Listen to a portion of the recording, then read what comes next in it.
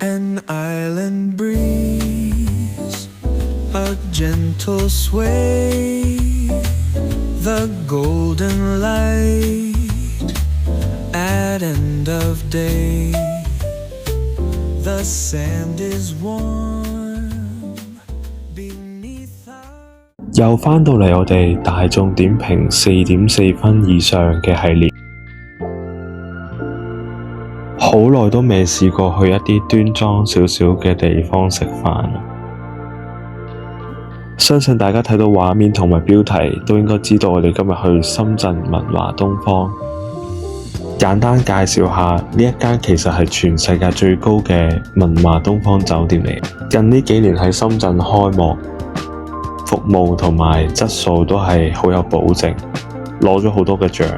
長期喺深圳都位於最頂尖嘅房價同埋口碑。雖然佢唔係最高嘅深圳酒店，但係我一直都係好喜歡文華東方嘅美學嘅。佢可以將嗰種高大上嘅感覺做得好豪華得嚟，係好自然同埋好舒服。佢加咗好多東方嘅元素，但係一啲都唔土氣唔娘嘅。對比起其他大嘅酒店品牌，佢有獨特嘅嗰種質素，但係服務都係非常之有保證。先講下服務先啦。一開始我哋 walk in 冇訂位嘅，咁呢，佢好快見到有一個 booking 可能係冇嚟啦，咁佢就即刻都會安排我哋坐返喺窗邊位。咁當然係我有同佢講嘅，即係話如果有位都想坐。有樣嘢想讚咗先，佢哋收到我哋呢個要求之後，佢係好快已經作出咗行動同埋反應。同時間喺呢一個過程入邊，佢哋係冇過分咁樣滋擾我哋嘅，俾足夠嘅空間我哋飲下茶啊、傾下偈啊，喺原本嗰張台嗰度，所以其實係幾舒服嘅。咁當然啦，喺整體全個過程，佢哋嘅服務都係好令人滿意嘅。好啦，唔好意思，即係用咗好大篇幅講服務同埋環境，因為始終我覺得 high tea 呢樣嘢係好講求成個氛圍嘅。咁我哋今日喺佢哋78樓嗰個連廊嗰度食下午茶啦。其實佢應該都仲有啲簡餐係俾人哋可能休息下、靜下、放鬆下咁為主嘅方向。講真嘅，以呢個餐單同埋提供嘅食材嚟講呢，我覺得呢個價錢算係幾值得食嘅。係唔係最平嘅酒店下午茶呢？未必，但係5星級嚟講，我覺得物有所值。如果你有心去大眾點評望下呢，你會發現唔係間間都有魚子醬，淨係呢個景啊都物有所值啊。不過一陣間再同大家講多少少個景有啲咩特別。由頭講到尾先，一開始我已經食咗佢嗰塊曲奇，嗰塊曲奇好好味，唔會太甜，口感係好鬆軟，好啱飲茶，好舒服，一啲都唔會漏啊，覺得太多影響一間食其他嘢。咁講下隨餐可以揀嘅咖啡同埋茶先。喺大眾點評見到個餐呢係有好多茶可以揀嘅，但係你到場見到個 menu 呢，佢都係主要推薦幾款，可能每次都有啲唔同咁。咖啡呢就係水準之上，即係合格，我諗有60分、70分嘅。茶我嗰日就嗌咗大吉嶺，都幾好飲，但係未去到，我覺得比喺香港啲酒店飲冇咁好飲，但係佢唔難飲嘅，佢都係茶包嚟嘅。呢兩個開胃小菜佢一上嚟我已經好快食咗啦，所以我都冇乜話影好多 close up。咁講下嗰個撻先啦，哇正喎呢個撻，佢本身係話係帆立貝再加魚子醬咁樣噶嘛，個 base， 我覺得佢升級咗做龍蝦呢係更加夾。好少食呢啲咁嘅小食呢，個魚子醬係會互相咁樣去提鮮，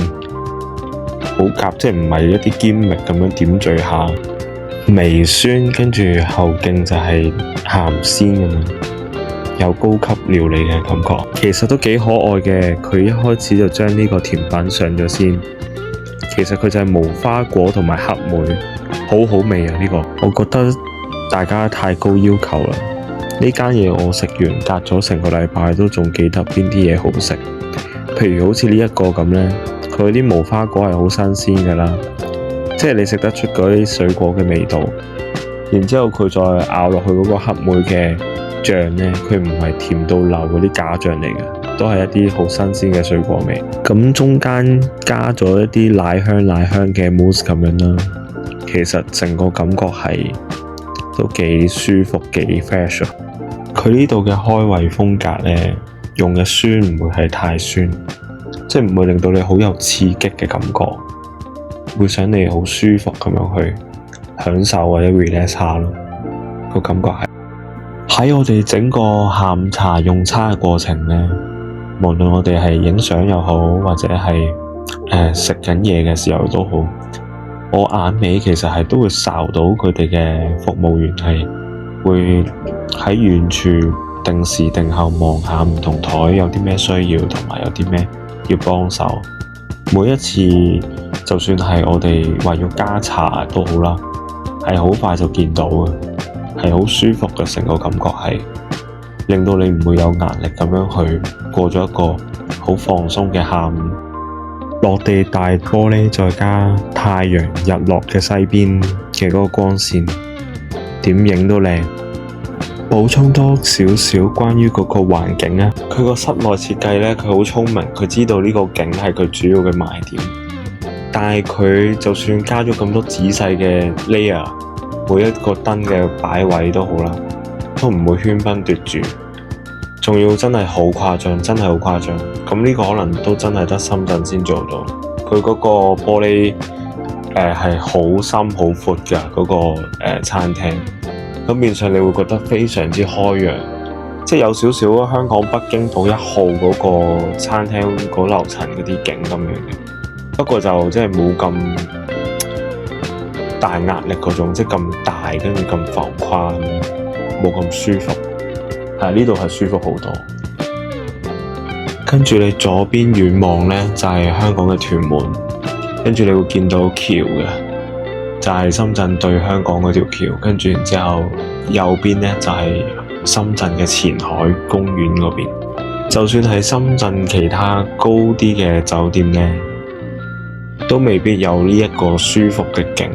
或者咁開闊，係見到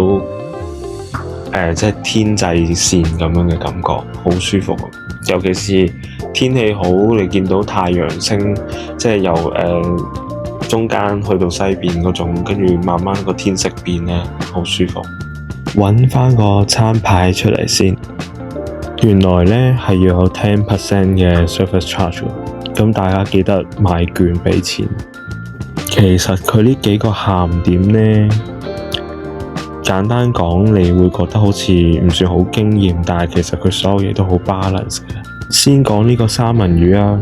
你見佢個配搭其實都係想你覺得佢即係好奶香啊，好滑嫩。我第二件食嘅呢，就係伊比利亞火腿嗰件，感覺就冇想象中咁鹹咯。可能為咗迎合下國內人嘅口味，但係你食得出佢嗰個油脂係好豐盈，同埋嗰個火腿嘅質素都係高。可能係因為有果香、洋葱同番茄中和咗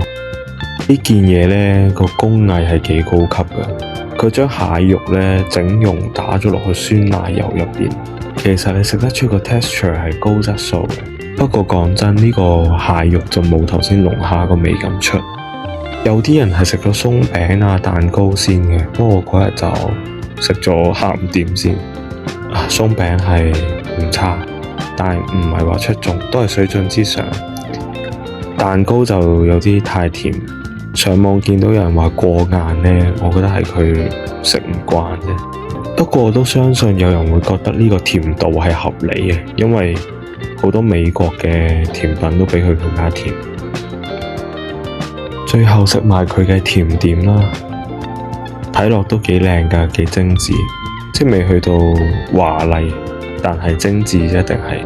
反而啲甜點呢幾驚喜喎，唔係話好甜嘅啫，幾舒服噶。先講咗呢個茉莉花櫻桃蛋糕先啦，我切開咗呢個，其實都一如既往好清柔嘅感覺啊。佢嗰個茉莉花茶嘅微香呢，同埋佢嗰個櫻桃果醬都係帶微酸嘅啫。跟住到呢個橙花蜜桃嘅蛋糕，佢其實有種金桔嘅花嘅清香，跟住然之後有啲橙嘅香味，但唔算好濃嘅，好輕。即係呢個就反轉係入邊個餡係清甜，另一種配搭，但係就係相同嘅感覺啦。我反而覺得佢呢個香草泡沫同埋楊梅呢，係一個畫龍點睛嘅收尾，反而係令到成件事完整。我先講咗呢個下午茶嘅總結，你哋就會明㗎啦。其實我覺得整體連廊呢度嘅下午茶呢，佢最大俾我嘅感覺，其實佢係希望提供一個地方俾大家傾下偈，跟住享受下休息嘅時間，chill下，然之後將呢種舒服、放鬆、冇壓力嘅感覺放到最極致，無論係風景啦、食嘢嘅嗰啲口味啦，係想你靜落嚟同你個朋友享受下傾偈嘅時光，或者自己嘅時光。佢唔似香港，譬如好似麗晶嗰類，有好靚嘅環境之餘，有好頂級嘅食物，冇一樣嘢係特別唔好食咁樣。佢呢度樣樣嘢都係好清淡、好清香、好舒服，令到你可以好放鬆。而我覺得佢嘅主角就係呢個環境咯，同埋呢個氛圍感。可能講到呢度，大家會覺得咁未必物有所值，唔係㗎。有機會都建議大家真係上去坐下，個環境真係淨係嗰個綠海嗰個開揚，蓮花山公園嗰個開揚嘅感覺呢，我諗深圳都唔係咁多地方有。唔記得講返個楊梅啊，個楊梅同埋個泡沫呢，就係實實在在嘅味道，加強你最尾食完嘅印象。不過喺下午茶餐嗰個名度呢，你都會睇得出佢想呈現嘅效果。